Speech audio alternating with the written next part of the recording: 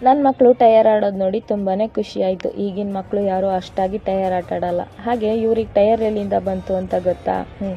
ನಮ್ಮ ಮನೆಯವ್ರ ಬೈಕಿಂದು ಮಡ್ಗಾಡೆಲ್ಲ ಹೊಡೆದೋಗಿತ್ತು. ಹಾಗಾಗಿ ರಿಪೇರಿ ಮಾಡಿಸ್ಕೊಂಬರ್ತೀನಿ ಅಂತ ಹೋದವರು ಬರಬೇಕಾದ್ರೆ ಟಯರನ್ನ ಜೊತೆ ಬಂದಿದ್ದಾರೆ. ಮತ್ತು ಬೇಜಾರಲ್ಲಿದ್ದರು. ಯಾಕ್ರಿ ಅಂತ ಕೇಳಿದ್ದಕ್ಕೆ ಇವತ್ತು ನಂದು 4,500 ರೂಪಾಯಿ ಖರ್ಚಾಯಿತು ಅಂದರು.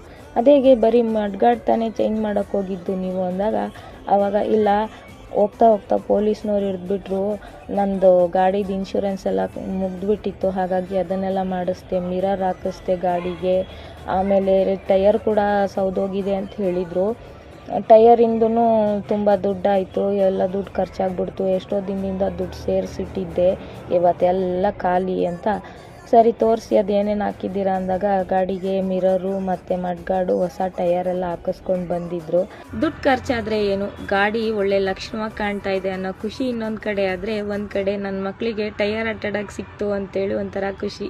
ನಾವು ಹೀಗೆ ಭಾನುವಾರ ಸ್ಕೂಲಿಗೆ ರಜಾ ಬಿಟ್ಟಾಗ ಎಲ್ಲೇ ಟಯರ್ ಸಿಕ್ಕಿದ್ರೂ ನಮ್ಮ ಹಳ್ಳಿ ಇಡೀ ಬೀದಿನೇ ನಮ್ಮದು ಅನ್ನೋಂಗೆ ಸುಸ್ತಾಗೋ ತನಕ ಆಟಾಡ್ತಾ ಇದ್ವಿ.